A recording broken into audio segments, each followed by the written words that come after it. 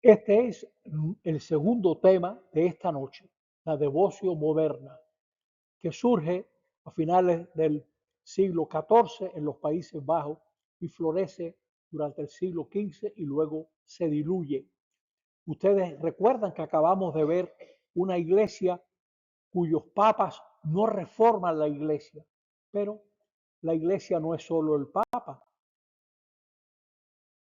Surgían asociaciones, por ejemplo, las beguinas, mujeres católicas que se asociaban bajo la autoridad de una de ellas, practicaban la austeridad, se dedicaban al trabajo manual y la oración. No tenían votos, pero eran gente comprometida. Este movimiento de la devoción moderna va a surgir en asociaciones como esta, como las beguinas. Van surgiendo nuevas formas de piedad. Muchas, muchos católicos miraban con sospecha a los obispos. En cambio, las beguinas estaban muy inclinadas a la meditación, buscaban la unión directa con Dios, se sentían muy vigiladas por los obispos, se desvinculaban de las prácticas exteriores de la iglesia y de toda forma institucional de mediación eclesial. Eso se da también hoy en día. Hay gente que es católico, sin embargo, no frecuenta ningún tipo de mediación de la iglesia. ¿Cómo entender los orígenes de este movimiento de la devoción moderna? Bueno, existía entre muchos fieles un descontento con la iglesia institucional, porque su vida se iba llenando de normas desde la alta edad media. Había muchas normas, pero poco espíritu. Muchos se alejaban de esta iglesia visible para buscar una iglesia puramente espiritual e invisible, e invisible. Por ejemplo, ya Joaquín de Fiore, que murió a comienzos del siglo XIII, buscaba una iglesia espiritual, la iglesia del Espíritu Santo, que va a sustituir a la iglesia de los papas. Los papas, como acabamos de ver en el siglo XV, no tenían buena fama. Y luego los franciscanos espirituales de los siglos XIII y XIV difunden esta profecía de Joaquín de Fiore, que habrá una iglesia espiritual, que habrá una iglesia más centrada en el espíritu. Esta creencia se vinculó con las expectativas apocalípticas del final del medioevo. El mundo se está acabando y hace falta una nueva piedad. Y se va a buscar esa satisfacción religiosa fuera de la iglesia institucional. La devoción moderna, fundada en Deventer, Países Bajos, por el holandés Gerhard Groote, se mantuvo siempre fiel a la iglesia. Esta devoción, esta corriente, tuvo un gran influjo en la Europa del Norte y luego en toda la cristiandad. Ustedes conocen la devoción moderna sin saberlo. Todo el que ha leído La imitación de Cristo de Thomas Kempis, si usted ha leído, usted sabe que es de los libros que más se ha publicado y leído en la historia de la humanidad. La imitación de Cristo de Thomas Kempis.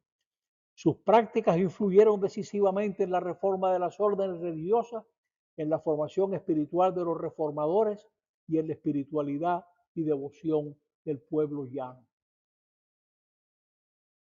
Era una escuela de espiritualidad, la devoción moderna, cristocéntrica, centrada en Cristo, eucarística moderadamente. Se enseñaba la oración, se insistía en una vida moral y sus obligaciones, en la ascética, hay que renunciar, y rechazaba todos los razonamientos complicados, este movimiento.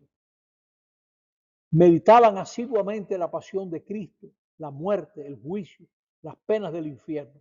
Cristo era el centro y todo lo demás lo secundario. Recuerden el título de la obra de Kempis, Imitación de Cristo. Reaccionaban contra esas discusiones estériles, contra la superficialidad de muchas devociones exteriores, gente que tenía devociones a los santos o a reliquias de dudoso origen, ¿no? Esta gente de la devoción moderna no se meten en absoluto en grandes problemas, en cuestiones sutiles, en asuntos complicados, sabiendo que alimentan poco la devoción y que incluso a menudo son obstáculos para la compunción hiperviente de los espíritus jóvenes. Quienes escrutan las cosas oscuras abandonan frecuentemente el camino simple y humilde de Cristo, multiplican los errores y las caídas. Esa era como su actitud. Uno de los grandes exponentes de esta tendencia, Ruysbrockio, que realzó el valor del alma humana abierta a la divinidad. Gerardo Grot, estudiante de París, cartujo, diácono, predicador contra los vicios de los sacerdotes, la búsqueda del dinero, la comercialización de las cosas santas, la simonía y los desarreglos familiares. Grote tuvo que abandonar la predicación por presión de los obispos. Sus seguidores formaron comunidades, se dedican a copiar manuscritos. Y más tarde, Florencio de Radevink los transforma en los hermanos de la vida común, auténticos representantes de la devoción moderna. Esta gente sí ya vivía en comunidades.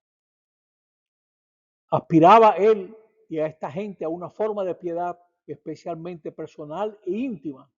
Sacaban fuerza no tanto de la celebración de la liturgia eclesiástica y de los sacramentos, como de la contemplación silenciosa de la pasión de Cristo y del espíritu del sermón del monte. La iglesia y los sacramentos no tienen mucho papel aquí. La lectura privada de la escritura constituye el núcleo esencial. Yo no sé si ustedes se dan cuenta que llevamos varias reuniones donde se va insistiendo mucho en la vuelta a la escritura. Los sacramentos y particularmente el sacrificio de la misa no son vividos ya como actualización sacramental de la entrega, el sacrificio en la cruz, sino como ocasión de un ejercicio privado de meditación. Mucha gente no entendía el latín. Yo recuerdo cuando yo era niño, me decían los padres, lee la pasión de Cristo durante la misa para que no te distraigas, ¿no? Porque yo no entendía nada, ¿no? Con esta infravaloración de la iglesia y del orden sacramental de salvación, la devoción moderna, que aspiraba a una reforma dentro de la iglesia, preparó el terreno al espiritualismo de Lutero. Así es. O sea que esta infravaloración del orden sacramental, porque ni estaba explicado ni estaba comprendido. Y aquí estamos cerrando este tema, este segundo tema, con Tomás Kempis, que muere en 1471.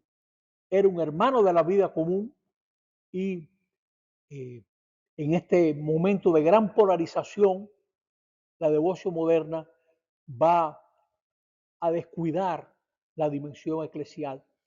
Como, fíjense, se comprende, los obispos no están dando ejemplo, los papas no están dando ejemplo, los eclesiásticos no están dando ejemplo.